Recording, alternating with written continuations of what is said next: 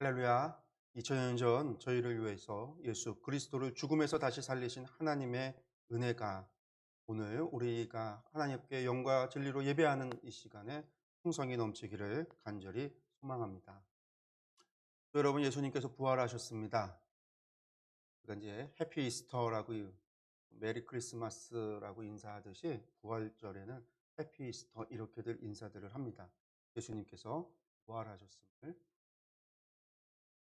함께 나누었으면 좋겠습니다. 여러분들, 오늘은 부활주일입니다. 2000년 전에 예수님께서 저희를 구원하시고자 십자가에 달려 돌아가시고 사흘 만에 다시 살아나신 날입니다. 예수님의 부활은 제자들뿐만 아니라 많은 사람들이 보았고 확인되었던 역사적인 사건입니다. 예수님을 처형한 사람들, 당시 권력자들조차도 예수님의 부활의 사건을 인정할 수밖에 없었고 그 놀라운 사실을 숨기려고 애를 썼습니다. 예수님의 일부 제자들도 사실은 믿지 못했죠. 그러나 그 제자들도 부활하신 예수님을 만나고 예수님의 부활을 증거하는 그 증인으로서의 삶을 살아갔습니다. 이러한 이야기가 고린도전서 15장에 잘 기록되어 있습니다. 바울 사도 시대 때의 이 고린도는요, 그리스의 수도의 역할을 하던 중요한 도시였습니다. 우리가 이제 그리스 하면 이제 아테네를 알고 있지만 아테네가 이제 그리스의 수도죠. 헬라 시대 때 아테네가 뭐 그런 역할을 했던 도시이기도 했지만 바울 사도가 활동하고 있었던 이 로마 시대, 로마 이 시기에는요, 고린도가 수도였어요. 이 고린도는 헬라 문화의 중심이었던 도시였고요. 당시 세상에서 가장 똑똑하다고 자부하던 그런 사람들이 모여 있고 그런 선지식의 근거지였던 도시입니다. 뿐만 아니라 항구가 두 개가 있는데 이 두 항구를 통해서 막대한 부를 축적을 했고 온갖 우상의 신전들이 그리스의 신전들뿐만이 아니라 다른 나라 이종교들의 우상의 신전들까지 세워져 있던 종교의 중심지이기도 했습니다. 그중에 아주 유명한 신전이 하나 있는데 그게 이제 아프로디테 신전이라고 하는 신전이었습니다. 여기에는 성전의 창기가 1000여 명이나 됐던 매우 거대한 매춘의 중심이기도 했던 곳이죠. 그만큼 성적으로 문란하고 또 성적으로 타락한 도시가 이 고린도라고 하는 도시입니다. 그래서 이제 당시 로마 제국 안에서 고린도 사람 같다라고 이야기를 하면요, 이거는요 욕이었어요. 욕. 타락한 사람이고 음란하고 문란한 사람이다라고 이야기할 때 저 사람은 고린도 사람 같다.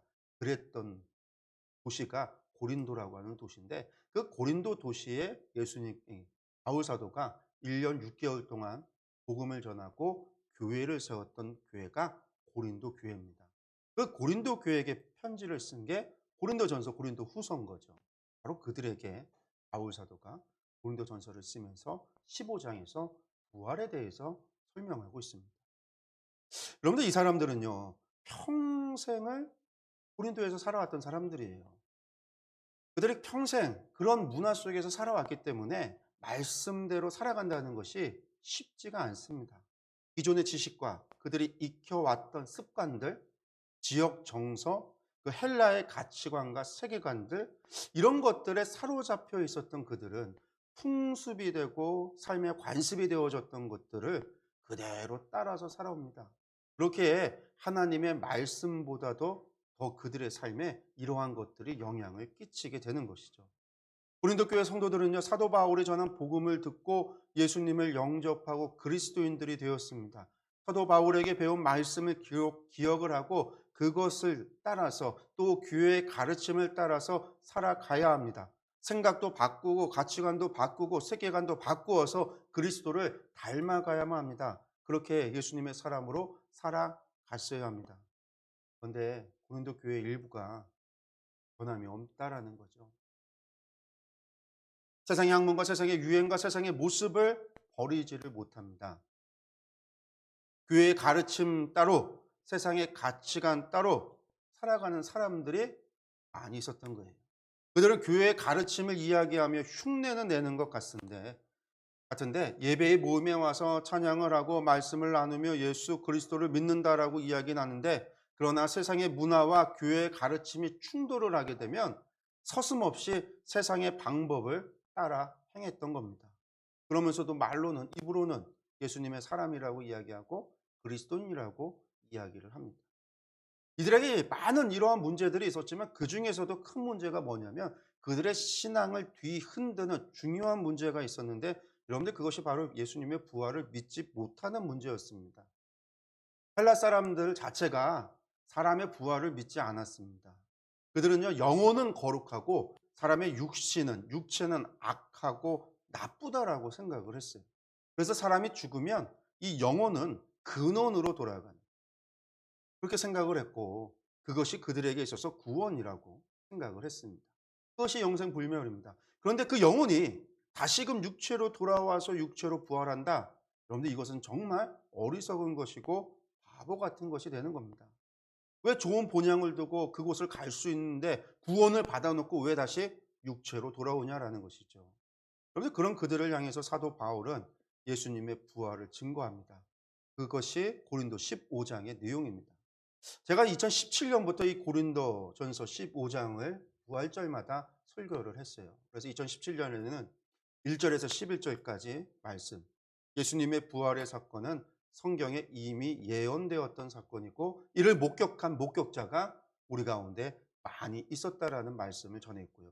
2018년엔 12절에서 28절의 말씀을 보았는데 여기에는 모든 성도들이 마지막 날에 반드시 육체적인 부활이 있다라고 하는 것을 이야기합니다. 그리고 2019년에는 29절에서 38절의 말씀이었습니다. 이것은 몸의 부활에 관한 이야기였죠. 헬라 사람들이 몸의 부활을 믿지 않기 때문에 몸의 부활에 관한 이야기였습니다. 그리고 작년에 2020년에는요. 29절에서 38절의 말씀을 35절에서 49절의 말씀을 보았습니다. 부활을 맞이할 성도들은 우리의 육신이 없어질 것이 아니기 때문에 경건한 삶을 살아야 된다. 그래서 헬라 사람들이 부활, 육신을 부정하는 것들 이런 것들을 염두에 두고 계속 이야기했었던 거예요. 그리고 이제 오늘 우리가 고린도전서 15장의 마지막인 50절에서 58절의 말씀을 보는데 본문의 말씀에는요. 사도 바울은 예수님의 사람들은 그 무섭고 두려운 죽음을 꾸짖고 승리의 노래를 부를 수 있다. 이런 말씀을 전하고 있습니다. 우리의 삶이 죽음으로 끝나는 인생이 아니기 때문에 이런 이야기를 하는 겁니다. 죄와 사망의 법을 예수 그리스도께서 끊어내셨기 때문에 우리를 위하여 부활하신 예수 그리스도의 은혜를 입은 이들은 결코 사망에 질 수 없다라는 거예요. 사망을 이긴다라는 이야기가 오늘의 말씀입니다. 성도 여러분, 우리는 죽음으로 우리의 삶이 결코 끝나지 않습니다. 세상이 마지막이라고 하는 그날 이 땅의 모든 성도들은 반드시 예수 그리스도께서 부활하신 같이 영과 육이 주님 앞에 부활하게 될 겁니다. 그리고 예수 그리스도와 함께 영원히 세상을 다스리는 은혜의 자리에 서게 될 것입니다. 이것이 우리의 소망이 되기를 원합니다. 오늘 말씀을 통해서 그 부활의 은혜가 우리 교회와 예수 그리스도의 모든 교회와 또 이 땅의 모든 성도들에게 큰 소망이 되기를 간절히 원합니다. 또한 2000년 전 예수 그리스도의 부활을 믿지 못하는 고린도 교회를 가르쳤던 그 부활의 소망을 성령님께서 친히 우리에게도 말씀해 주시고 가르쳐 주시고 깨닫게 해 주시기를 간절히 소망합니다. 우리 말씀을 다시 한번 보겠습니다. 먼저 50절의 말씀을 보겠습니다. 형제들아 내가 이것을 말하노니 혈과 육은 하나님 나라를 이어받을 수 없고 또한 썩는 것은 썩지 아니하는 것을 유업으로 받지 못하느니라. 아멘.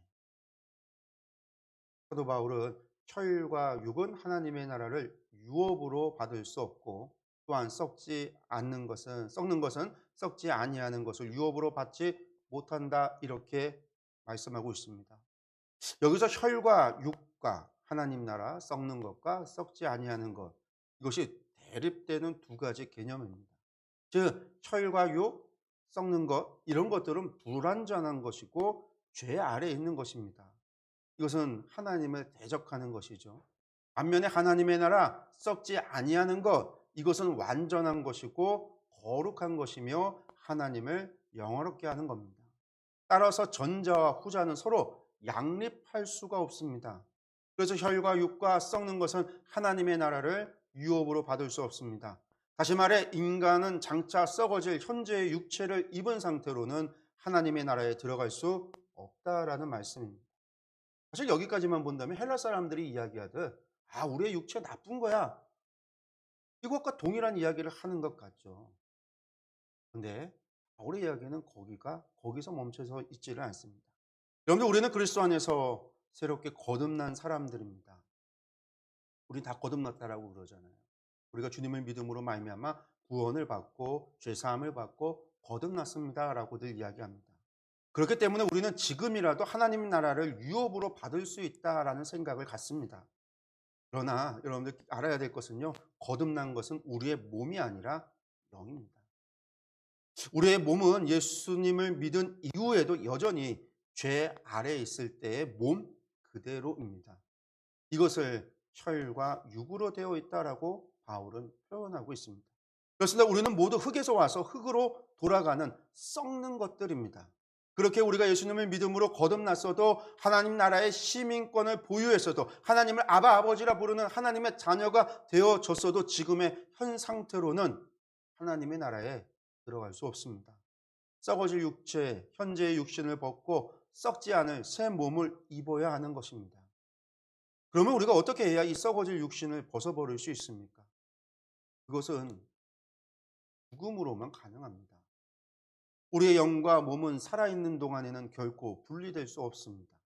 오직 죽음으로만 우리의 영과 몸이 분리가 됩니다. 그러면 우리가 이 죄의 몸을 벗으려면 반드시 죽어야 하는 겁니다. 물론 우리가 죽는다고 해서 곧바로 새 몸을 입는 것 또한 아닙니다.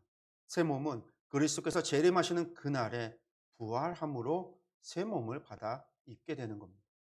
여기서 중요한 것은 우리가 새 몸을 입기 위해서 먼저 죽음이 선행되어야 한다는 점에서 성도의 죽음은 하나님 나라를 유업으로 받기 위한 과정이라는 사실입니다.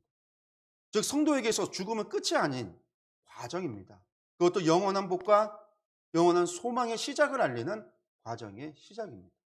그렇습니다. 성도 여러분, 우리에게 있어서 죽음은 결코 슬픔과 두려움의 대상이 아닙니다. 죽음은 우리에게 있어서 소망으로 들어가는 현관문과 같습니다.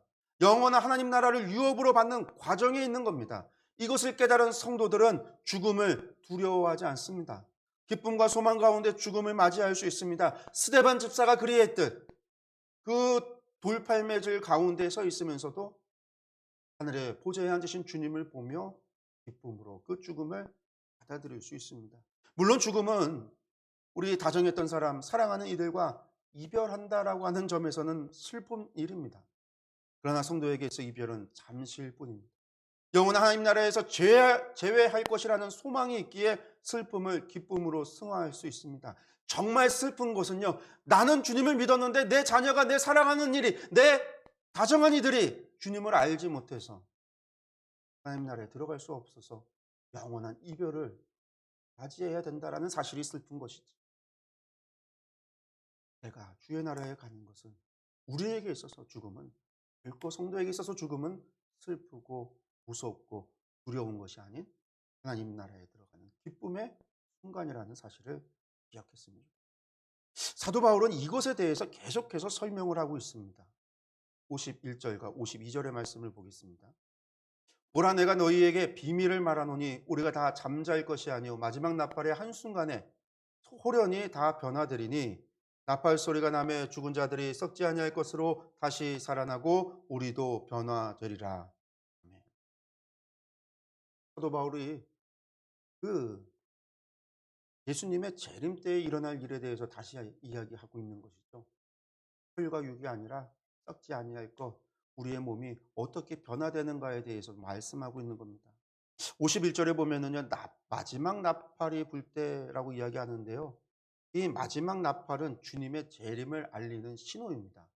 요한계시록에는 7번째 나팔이 불 때에 예수님의 재림이, 하늘문이 열리고 주님의 재림이 시작하는 것으로 기록되어져 있습니다. 먼저 우리가 다 잠잘 것이 아니요, 바울이 이야기하고 있죠. 여러분들이 다 잠잘 것이 아니요라는 말이 무슨 의미일까요?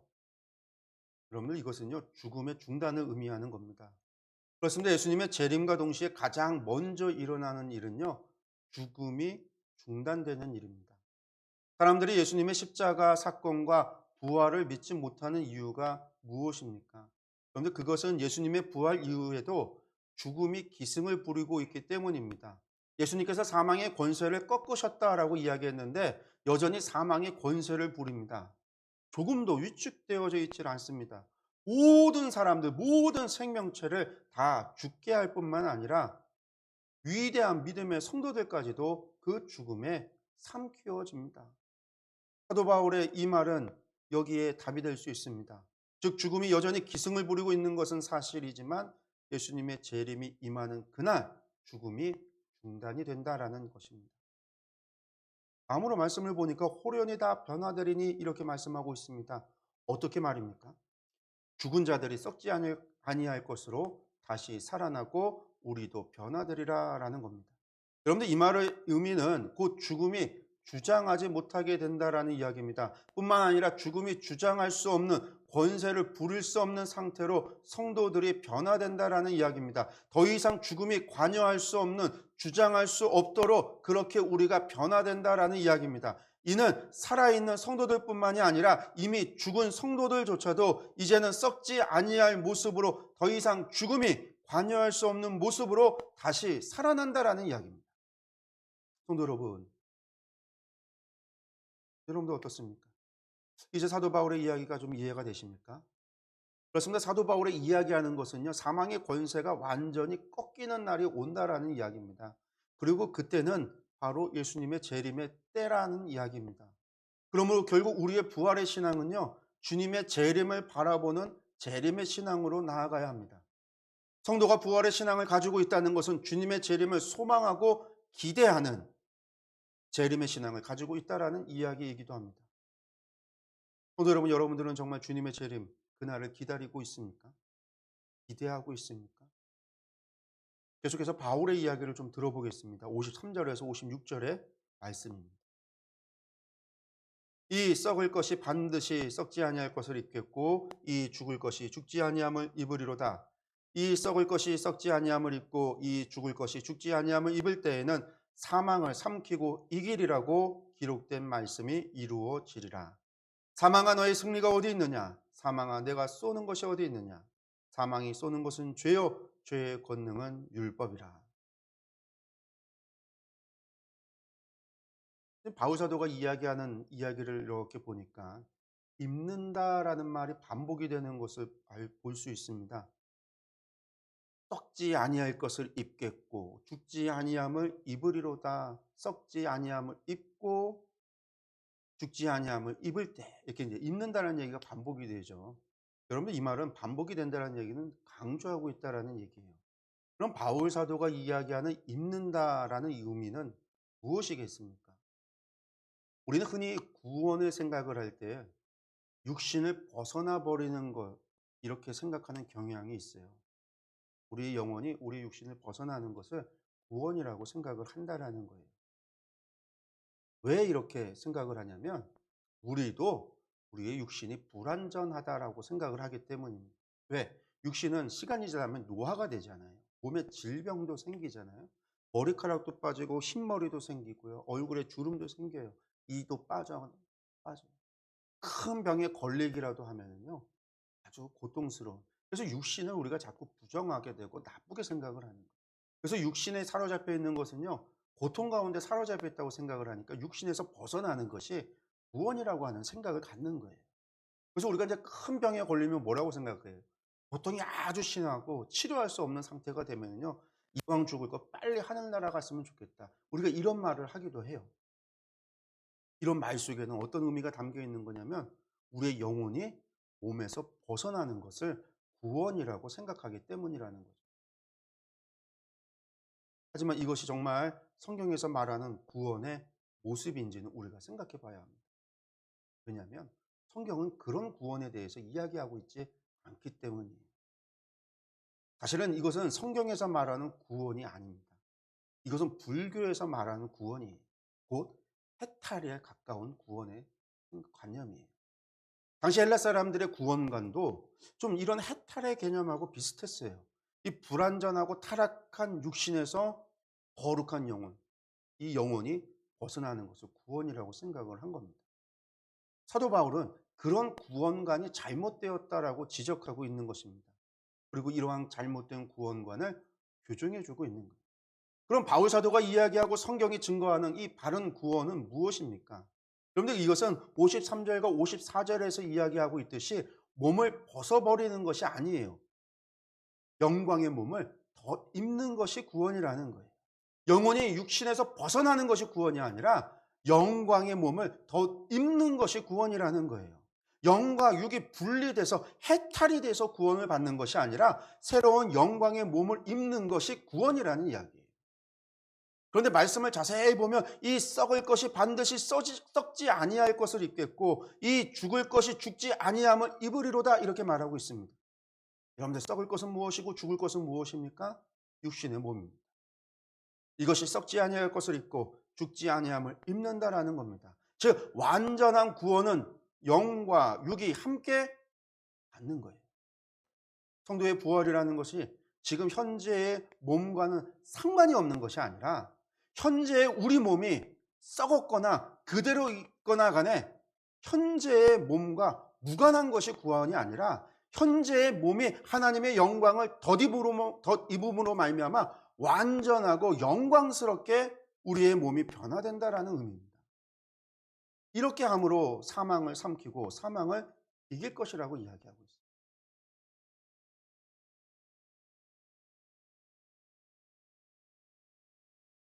이것이 중요한 게 뭐냐면요. 불교의 구원관, 해탈관, 그리고 그리스 사람들이 생각했던 이런 구원관, 여러분들 이런 것이 가지고 있는 것이 무엇이냐면요.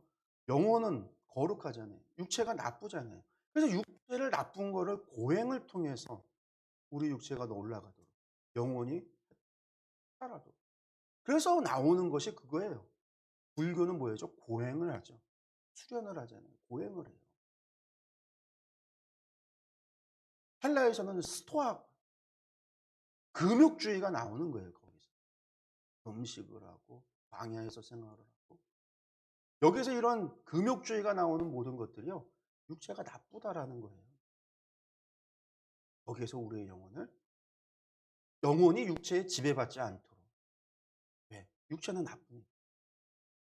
근데 바울이 이야기하고 있고 지금 성경이 우리에게 증거하고 있는 거는 육체가 나쁜 게 아니라 육체에서 영혼이 탈출을 해야 되는 게 아니라 우리의 삶에서 육신이 속해 있는 이 세상에서 우리가 탈출해야 되는 게 아니라 우리의 몸이 영광으로 덧입혀지고 우리의 삶이 하나님의 영광의 그늘 아래 거하고 우리가 그렇게 변화되는 것, 이렇게 되어지는 것이 구원이라고 이야기하는 거예요.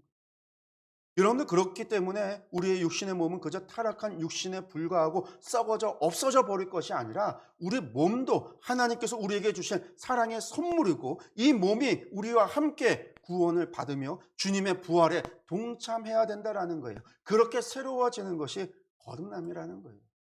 그러므로 현재의 몸도 우리는 사랑해야 합니다. 귀중히 여겨야 합니다. 나아가 현재의 삶을 귀중히 여기는 삶을 살아가야 돼요. 그래서 우리는 이 땅에서 열심히 살아가야 될 필요가 있는 거죠. 우리의 현재의 이 몸에 하나님께서 영광을 덧 입혀주실 것이라는 소망을 가지고 있기 때문입니다. 사도 바울은 이 모든 것이 참으로 이루어진다라고 단언합니다. 왜? 이것이 말씀에 기록되어져 있기 때문이고 이것은 하나님의 약속이기 때문에. 그래서 그 말씀이 이루어진다라는 이야기예요. 하나님께서 그렇게 말씀하시고 약속하셨기에 성도는 반드시 부활에 참여함으로 사망을 이기게 된다라는 겁니다. 성도 여러분, 혹시 여전히 부활이 의심스러운 분이 계십니까? 아직도 미심적인 그런 구석이 있습니까? 여러분들 그렇다라고 한다면 먼저 하나님의 말씀에 대한 여러분의 신앙부터 정확히 하시기 바랍니다. 정말 성경을 하나님의 말씀으로 믿는가 스스로 재확인하시기 바랍니다. 하나님의 말씀은 반드시 성취될 것이라는 믿음부터 분명히 하시기 바랍니다. 여러분들 이것이 우선이고 이것이 기본입니다. 그렇습니다. 성도는 부활을 통해서 반드시 사망을 이깁니다. 이 또한 그리스도의 은혜입니다. 57절에서 58절의 말씀 보겠습니다. 우리 주 예수 그리스도로 말미암아 우리에게 승리를 주시는 하나님께 감사하노니 그러므로 내 사랑하는 형제들아 견실하며 흔들리지 말고 항상 주의 일에 더욱 힘쓰는 자들이 되라. 이는 너희 수고가 주 안에서 헛되지 않은 줄 알미라. 아멘. 사도 바울은 성도는 반드시 사망 권세를 물리치고 이길 것이다 라고 말하고 있습니다. 그런데 생각해 보십시오. 그 승리가 우리들 자신의 능력으로 얻어지는 것입니까? 아니죠. 이에 대해서 사도 바울은 아니라고 분명히 말합니다. 우리는 사도 바울의 이 이야기를 정확히 이해해야 합니다. 우리는 사망을 이길 수 없습니다. 죽음을 정복할 수 없습니다. 세상에 그 어떤 히어로라 할지라도 사망을 이긴 사람은 없습니다. 세상에 그 어떤 권세자라 할지라도 그렇습니다. 아무리 재물이 많다 해도 결국은 사망에 먹혀지게 됩니다. 이것이 우리의 현실입니다. 그래서 철학자 키에르케고르는 죽음에 이르는 병이라고 하는 책에서 죽음에 이르는 병을 절망이라고 이야기했습니다. 다시 말해 인간 그 자체는 철저히 절망적인 존재요 죽음에 이를 수밖에 없다라고 했습니다. 그러면 키에르케고르는 인간은 그처럼 절망 속에 그렇게 허망하게 죽어야만 한다라고 이야기했을까요?